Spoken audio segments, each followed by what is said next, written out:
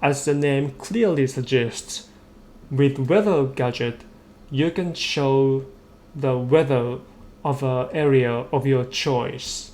To use it, drag and drop it to your slideshow area. Right now, the sample is showing the weather of the New York, the current weather of New York. And let's say you want to change it to the weather of Vancouver.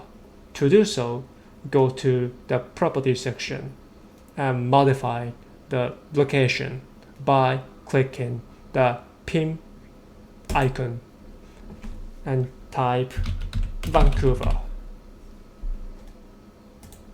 Tick the box and select OK, and then you can see the current weather of Vancouver. You can modify the detail of the weather by clicking the tick box here. If you don't want to include the humidity, you can untick the box, and so on. That's how you can use the weather gadget.